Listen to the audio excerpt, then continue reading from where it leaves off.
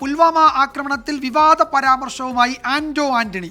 Indian ടെറിട്ടറിക്കുള്ളിൽ നടന്ന സംഭവത്തിന്റെ ഉത്തരവാദിത്വം കേന്ദ്ര സർക്കാരിനാണെന്നും അതിൽ പാകിസ്ഥാൻ എന്ത് പങ്ക് എന്നുമാണ് ആന്റോ ആന്റണി ചോദിക്കുന്നത്. ജവാന്മാരുടെ ജീവൻ ബലി കൊടുത്ത് തെരഞ്ഞെടുപ്പ് മുന്നിൽ കണ്ടാണെന്നും ആന്റോ ആന്റണി MP പറഞ്ഞു. അദ്ദേഹം പിടിച്ചതാണ് പുലിവാല്. നമ്മുടെ 42 ജവാന്മാരുടെ ജീവൻ ബലി കൊടുത്തതല്ലേ. 40% പോലും ഓക്സിജൻ കണ്ടന്റില്ലാത്ത പ്രദേശത്ത് അവിടെ പോയി കഷ്ടപ്പെട്ട് നിൽക്കുന്ന 42 ജവാന്മാരുടെ ജീവനല്ലേ ബലി കൊടുത്തിട്ടല്ലേ ഇവരെ കഴിഞ്ഞ തെരഞ്ഞെടുപ്പ് ജയിച്ചത്. ഇത് കൃത്രിമമായി സൃഷ്ടിച്ചതാണ് ഈ സ്ഫോടനം. ഈ 42 ജവാന്മാരുടെ മരണത്തിന് ഗവൺമെൻറ്റിന് ഉത്തരവാദിത്വം ഉണ്ടെന്ന് പറഞ്ഞില്ലേ. ഇത് പാകിസ്ഥാൻ ഇൻവോൾവ്മെൻറ്റ്.